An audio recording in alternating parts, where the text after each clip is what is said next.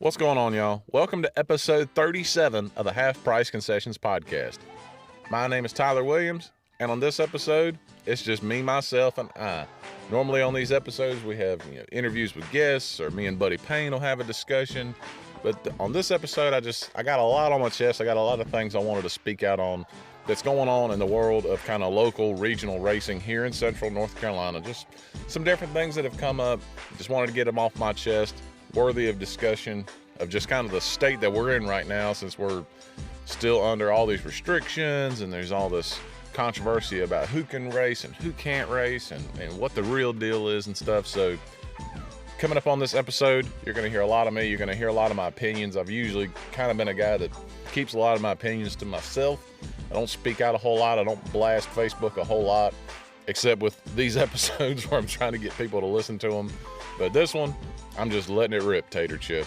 Real quick, though, I want to say thank you to everybody and anybody listening to our podcast on whatever way you're listening. Whether you're listening on a podcast app, if you're listening on our YouTube page, or if you're listening on our website, I sincerely appreciate you being here. Do me a quick favor. If you're listening on a podcast app, like Apple Podcasts, Spotify, TuneIn, Stitcher, Himalaya, any of those apps that we're on, hit the subscribe button. And also, if there's a section on the app to leave a rating or review, please do so. I know Apple Podcast has it. Some of the other platforms have it as well. Any rating and review would really help us out a ton. If you're listening to us on our YouTube page, you can subscribe there and also hit the like button. And if you leave a comment, we'll respond. We respond to any and all comments, so make sure you hit us up there. If you're listening on our website, www.anchor.fm/HPC podcast, I appreciate you listening there as well. You can email the show at halfpriceconcessionspodcast@gmail.com. We'd love to hear any and all suggestions you have about people you want to hear interviewed on the show, topics you want to hear covered, ideas, anything like that. We always respond, whether good, bad, or indifferent. We just love to hear from you, and we appreciate you being here. We're going to take care of some business real quick, and on the other side, we're going to get to work. This is episode 37 of the Half Price Concessions podcast with Tyler Williams. Planning on doing some digging in your yard? Your simple backyard project could quickly turn dangerous. Buried underground cables and lines are just inches below the surface, so don't forget to make one very important call to 811. Calling 811 is the first step in having your buried utilities marked so you know where it is safe to dig. 811 is free, it's fast, and it's the law. For digging projects big or small, make the call to 811. This episode of the Half Price Concessions podcast is brought to you with support from Performance Center Racing Warehouse. In addition to being the home of the PRW chassis, Performance Center offers in-house setups and consulting, plus suspension and chassis pull-down analysis, along with their fabrication shop that can re-clip your race car with the fastest turnaround in the industry. Give Roger Johnson and the Performance Center team the chance to earn your racing business by calling them today at 704-838-1400 or visit them online at performancecenter.com. That's PERFORMANCENTER.com.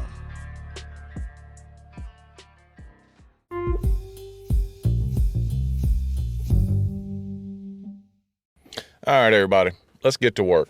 Topic number one on today's show is my opinion on pay-per-view racing. Here in recent weeks, not just here in the Carolinas, but pretty much just across the country, across anywhere that has racing, because of the restrictions put into place by the COVID-19, the coronavirus, whatever you want to call it, pay-per-view racing has been pretty much all we've had, with the exception of the NASCAR races, which are on, Fox, FS1 and stuff. But you've had all these different outlets: Pit Road TV, Dirt on Dirt, Dirt Vision, Speed Shift, Speed 51, providing these pay-per-view races. And I'm glad to see that they've kind of gone out, and it hasn't just been one class of cars. You've seen late model races, or dirt late model races. You've seen sprint car races. You've seen asphalt late model races. You've seen, street stock races. There's been a lot of different options being put out there by these pay-per-view providers.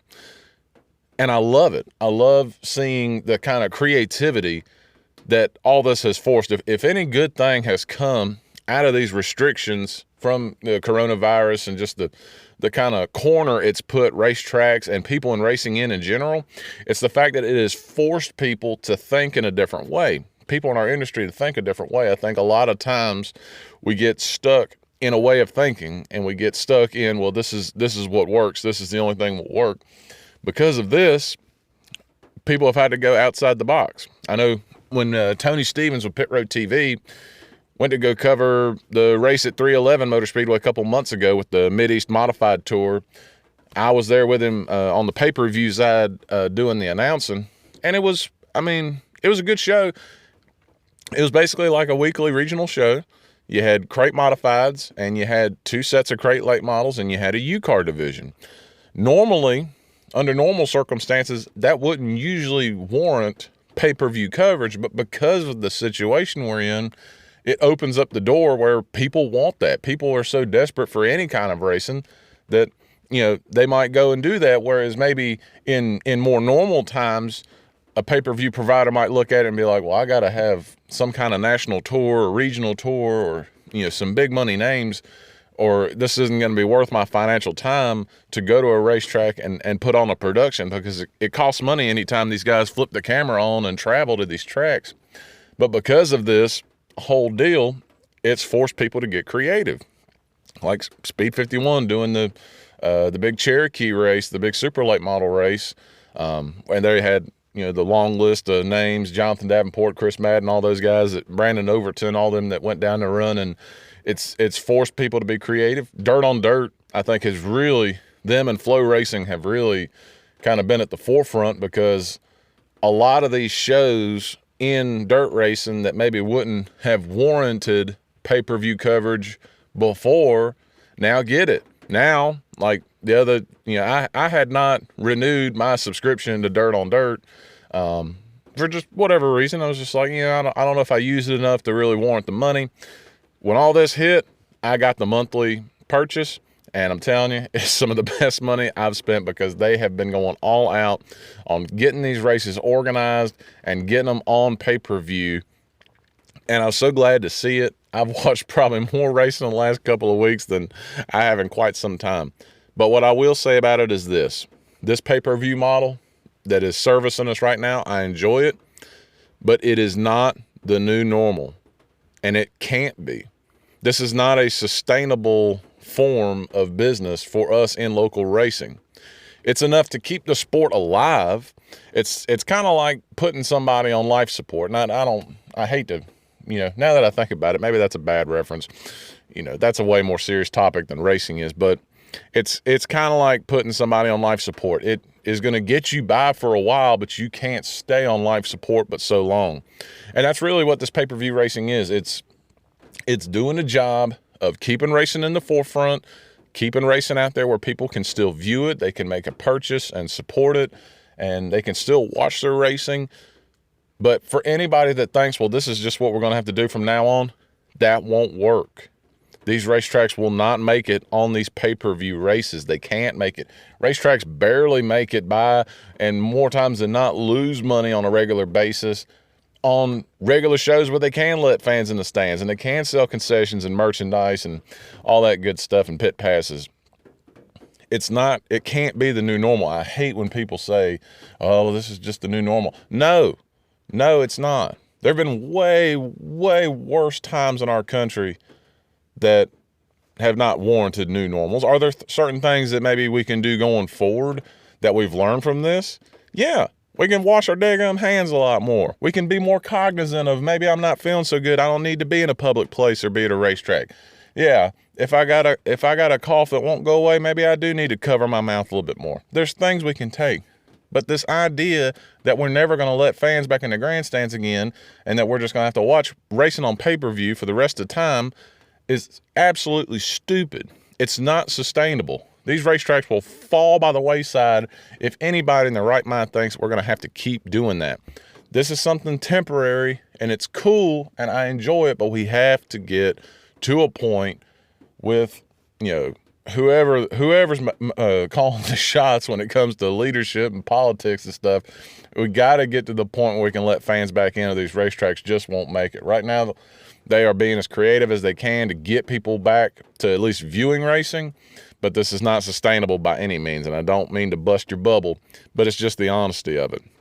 But what I will tell you in the short term is this: if you're a race fan, make these purchases, enjoy the racing, because whether you want to admit it or not, more times than not, it is still cheaper to watch a race on pay-per-view than it is to travel to the racetrack, buy your ticket, buy some concessions, and spend your time there and drive back. Whether you believe it or not, you do burn gasoline, you do put wear and tear on your vehicle to drive to the racetrack, you do spend money on food, whether you want to admit how many bologna burgers you eat while at the racetrack.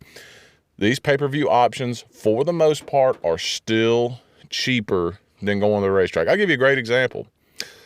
I bought the monthly purchase, the monthly subscription for Dirt on Dirt about 2-3 weeks ago. I think it was like $11.99 for a monthly purchase.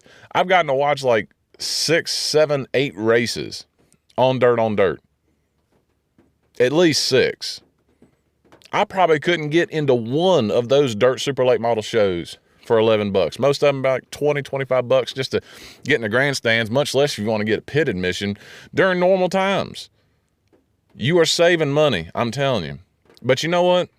I'll also say this: if you are one of the many people who lost your job and you're not sure, where your income's coming from, and you're getting by on the stimulus money that you got from the government to get you by until you can find a new job, I don't blame you at all if you don't purchase the pay-per-views. What's more important than racing is putting food on the table and taking care of you and your family. So if you're in that situation, or you're just not quite sure how your finances are going to line up, hey, I don't blame you. But if you're lucky enough and blessed enough to still be working, still pulling in your income, still able to do so, please make these purchases. These pay-per-view providers need it, and the racetracks need it. It's not, like I said, it's not a long-term sustainable thing that they can do till the end of time, but it will at least help kind of be like what do you call it during a CPR? Like you give a chest compression or whatever you call it. It'll help at least kind of keep the sport alive and keep it somewhat going, but not a long-term sustainable business model. So, hey, I hate to be the bad news bears, but sometimes you need to be the honest news bears. Another point that I want to make on this episode is something that I have been seeing over and over and over on Facebook and on Twitter posts and on anything promotionally being posted by either racetracks that are having races without fans in the stands or the pay-per-view providers. Is there's like they say, there's one in every crowd. There's one in every Facebook post apparently that says we shouldn't have racing if they won't let the fans in. And they say this over and over and over. And I get it. I understand. We all want to be there. I want to be in the stands as a fan. I want to, at this time of year, with Memorial Day weekend coming and going, I want to be at the dirt track at Charlotte for the Outlaw Showdown when the World of Outlaws were supposed to be there before all this mess. I want to be at the dirt track at Charlotte in November for World Finals. I want to be at Bowman Gray Stadium on a Saturday afternoon. I want to be at Caraway Speedway for a Southern Modified show. I want to be at Fayetteville Motor Speedway for a dirt race. We all want to be there. There's no group of people saying that, I don't want to be at a racetrack. But you have to understand that saying this over and over to bash the racetrack that is trying to have a race without fans, doing it on pay-per-view, you're not helping. Your local racetrack, whether you like it or not, is at the mercy of state and probably more specifically local law enforcement. That's what it really comes down to. Racing, as much as we love it and as much as we are passionate about it, we are a niche sport. We are not mainstream. There's way more people that like pro football and pro basketball and pro baseball and hockey than there are of us. There's a lot of us, but we're still outnumbered. If your racetrack could allow fans, believe me, they would. But if a track in your area, or if your track is doing races without grandstands open on pay-per-view. They're doing the best that they can under the circumstances. These racetracks do not have the pull in Congress or at the state and local level that you think they do. They really don't. They're really at the mercy. That's unfortunate. That doesn't mean I agree with what they're doing, what leadership is doing, but it's just being honest. You bitching at the racetrack doesn't help anybody. It really doesn't. And to me, it makes you look foolish. I get that we want fans at the stand in the stands. We want to be able to go. We want life to be back to normal. We all do. But right now, they're not going to let us. So let's do the best that we can. Some racing is better than no racing. That's the truth. Our sport of racing is not built to have this long of a layoff. These other sports are built for it. Yeah, football has an off season. Basketball has an off season. Baseball has an off season.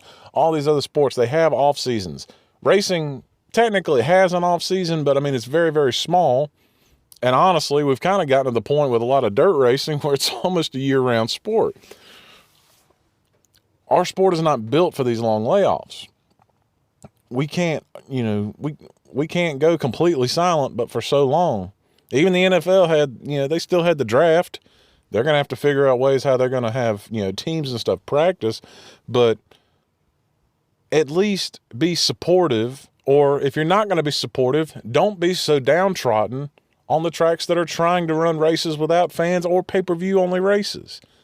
It literally serves no purpose for you to sit there on your smartphone or your computer and post on a racetrack's Facebook page that is trying to run a race without fans in the grandstands that there shouldn't be racing without fans. No dip. We don't want it to be that way, but we're at the mercy of local leadership.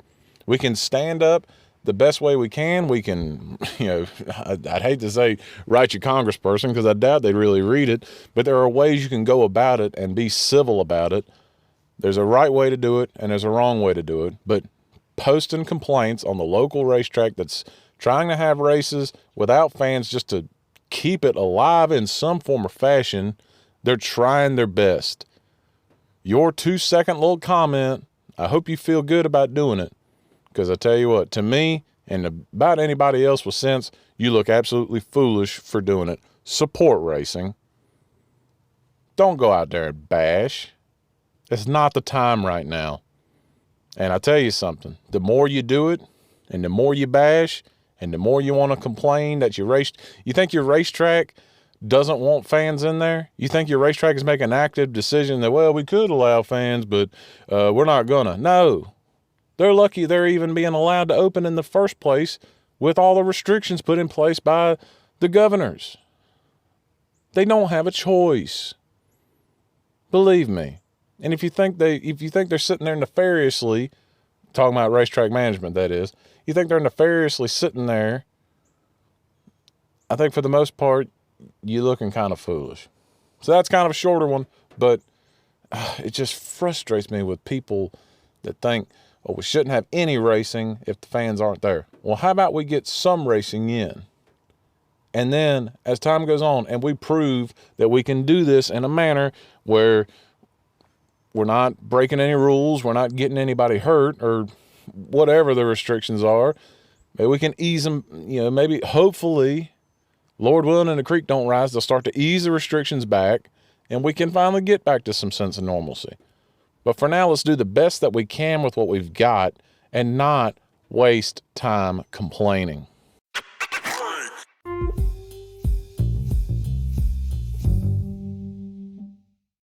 Another thing that has come to my mind and has come to my attention in more ways than one, as we've been doing these pay-per-view races, it has become all the more apparent that our product, unfortunately, is not very TV friendly. I remember so many countless times I've been in the grandstands, I've been in the pits, I've been in the tower of racetracks and heard people say the old line of, well, I wish they'd put this on TV. I wish, Speed Vision or Speed Channel would come back or the Versus Channel would come back and put racing on TV. They used to do it more often. They don't do it as much anymore. They don't hardly do anything anymore. They put everything on TV but racing. some of these shows I've seen where we're not running big races. Some of these pay-per-views where there's 2 and 3 divisions of racing, it's taken a while to finish some of these shows up. And it has just become apparent to me more during this period than ever before that our product is just not very TV friendly. And what I mean by TV friendly is fitting into a time box. NASCAR races, the Cup Series races, they fit in time boxes. You know why? Because you're running one division, you got a set start time, and running the set distance that they're running, counting caution laps, it's going to fit in a time box a little bit easier. TV channels, TV stations have to have stuff that fits in a box. There are exceptions, obviously. You put on pro football games or something, sometimes the game goes in overtime. NASCAR races or any kind of races, sometimes it rains. You got a rain delay. There are exceptions. I understand that. But it has become clear that our kind of local form of racing is not very TV friendly. We don't really quite fit into boxes. There's that big thing that happens, I've noticed the last couple of years watching the Chili Bowl on MAV TV, the big indoor midget car race out there in Oklahoma. And there's always kind of those long gaps in between, I think, like the last B main and like the main event when they do the driver intros and stuff. And there's just that long period of time where they have to fill time and show interviews and all this stuff. Our form of racing just does not quite fit into that box. I remember just a few weeks ago at 311 Motor Speedway, when I was there announcing on the pay-per-view side with Pit Road TV, we hot lapped. We had 4 divisions of racing. We hot lapped at 7. I was texting my wife that we were almost done at, I think, about 12:30. We had 4 divisions. I mean,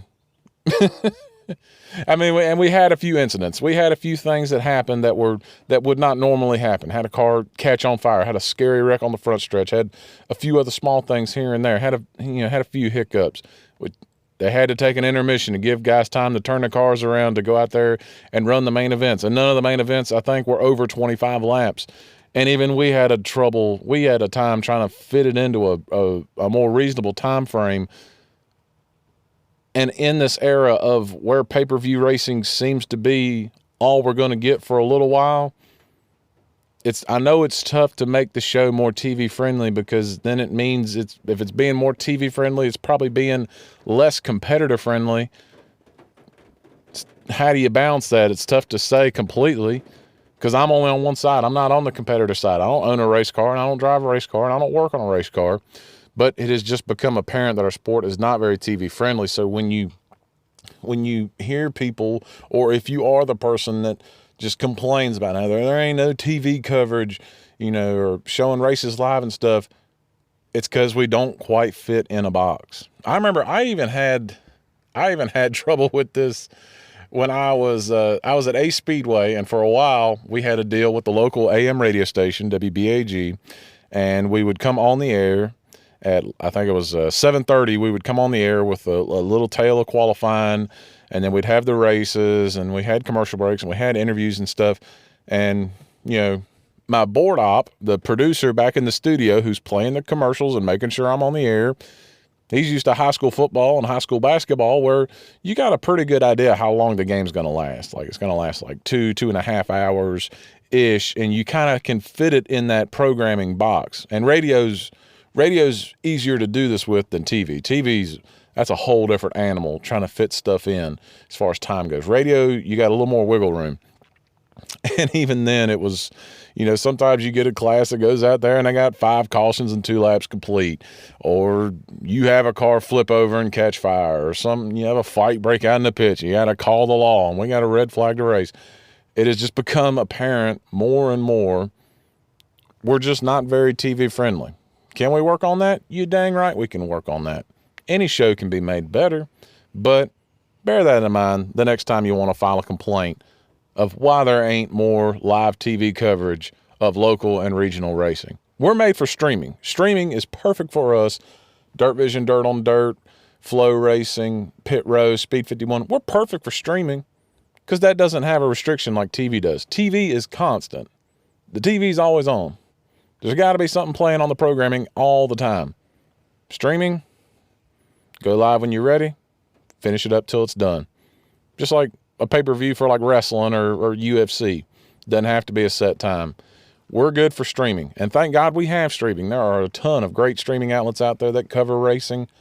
We're good with that, and we can do better to make that format better, but we're not really made for nationally broadcast TV, because we just don't quite fit in the mold that they need us to be in. And it's not their fault.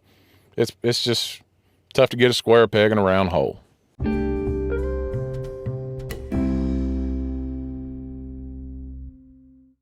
One thing I wanted to do also on this episode, I know I've probably been a little too negative as it is on this episode, but I do want to give you guys a podcast recommendation when it comes to racing. You know, this podcast thing is all just kind of a side hobby for most of us. I don't think anybody but Joe Rogan and a couple others are actually making a living doing this stuff. This is just things we do for fun. And I love listening to racing themed podcasts. And there are a ton of good ones. So I'm not putting down any by any means, but I found a couple that were just really, really cool. It's a podcast called the Scene Vault Podcast. It's hosted by Rick Houston, and Steve Wade's on there as well. If you've been on jski.com, you've probably seen some of their postings. I think they've got a link to the podcast on jski.com, but it's a NASCAR themed podcast kind of aimed specifically at NASCAR history, NASCAR from the past. They go back and they have great interviews with former drivers and prominent figures in the sport. There are a ton of great episodes to go and listen to, but the ones I'm going to recommend for this episode are episodes 2 and 3 of the Scene Vault podcast. They had a 2-part interview with the Silver Fox, with David Pearson, one of the greatest drivers to ever live, to ever race in NASCAR. Half the episode is a part of the interview. The other half of the episode, Rick and Steve go back and forth, going through old magazines and stuff like that, and just kind of reliving a lot of NASCAR history. They're available on Apple Podcast and Spotify. They also have some content that they put on YouTube, but I think the full episodes, you need to go on Apple Podcast or Spotify. These episodes are episodes 2 and 3. So if you go on Apple Podcast and find the Scene Vault podcast, scroll all the way down to the bottom. If it helps you, they were published on July 11th of 2018 and July 20th of 2018 respectively, but be sure and go check it out. It's the Scene Vault the Scene Vault podcast with Rick Houston and Steve Wade. It's a great racing themed podcast that I, as a NASCAR fan, love to listen to anytime they put out good stuff. I highly recommend them. After you listen to our podcast, go listen to theirs as well. Thank you for listening to yet another edition of the Half Price Concessions podcast. Be sure to subscribe to our podcast on Apple Podcast, Spotify, Stitcher, TuneIn, Overcast, Himalaya, Castro, whatever podcast app you're using. Please hit the subscribe button. If there's a section to leave us a rating and review, please leave us a good one. It would really help us out a ton. Also, if you're listening on our YouTube page, hit the subscribe button there. That way, you'll get notified every time we put out new episodes. Also, you can email the show. The email address is halfpricedconcessionspodcast@gmail.com. You can email us questions, concerns, ideas for future episodes, anything and everything. We'll definitely respond to it, and we just appreciate you listening. Also, if you have friends or family who want to listen but don't want to go to YouTube and don't have a podcast app, you can listen to every episode on our website. That's www.anchor.fm/HPC podcast. Thank you for listening. My name is Tyler Williams, and I hope that you have a great day.